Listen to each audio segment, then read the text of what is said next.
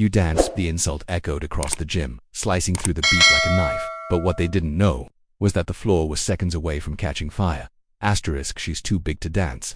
The word slammed into the auditorium like a sledgehammer. A burst of laughter followed, sharp and mocking, echoing off the walls of Madison Middle School's gym where the talent show was taking place. Cameras rolled. Phones were raised. The crowd, mostly bored kids and whispering parents, turned toward the girl standing alone on stage. Tasha, 14, 5 feet 2, and yes, round cheeks, wide hips, thick arms, and a quiet dignity they didn't see. She wore a plain black hoodie stretched over her midsection, dark tights, and a pair of dusty red Converse sneakers that had seen too many miles. Her locks were tied back in a high bun, no makeup, no glitter, just nerves and heart. The voice that had yelled came from the front row. Madison herself, blonde-toned captain of the cheer squad. She had a grin sharp enough to cut glass. Madison was used to owning stages and tearing down anyone who dared share the spotlight.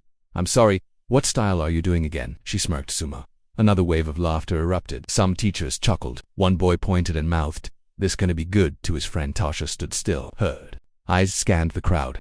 Every ounce of oxygen seemed to be sucked out of the room. Her fingers trembled by her sides. But then she took one slow, deep breath and pressed play on the speaker beside her.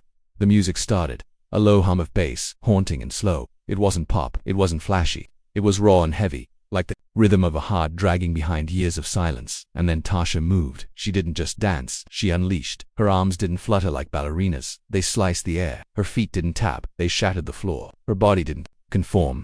It commanded space. With every step, wave, and stomp. She told a story of a girl who'd spent her life shrinking into corners so others could shine. A girl who'd been laughed at, benched, excluded. A girl whose every pound had been weaponized against her, and now she was reclaiming all of it. A thunderclap spin, a slow, rising bend, a chest pop synced perfectly with a beat drop. Gasps started to replace the laughter. The room was falling still. Phones were no longer mocking, they were recording, stunned. Even Madison's smile had cracked. Her eyes widened, blinking in disbelief. Tasha's movements defied what they expected. No, what they believed was even possible. Grace and power in every step, fluidity in curves they had judged, emotion in every glance. She danced like someone who didn't need permission to exist anymore. Her final move was a drop to one knee, arms outstretched, sweat glistening on her forehead like a crown. Silence. Not even the teachers clapped.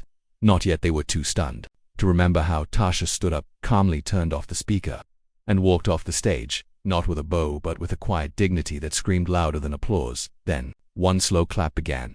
Then two. Then the crowd rose, not out of politeness, but because they had just witnessed something real, a full standing ovation. She stood in the final pose, chest heaving, tears streaking her cheeks, not from shame, but from release. The judges, once smirking, were now rising in ovation, and the same voice that once mocked her now whispered, "She was born to do this."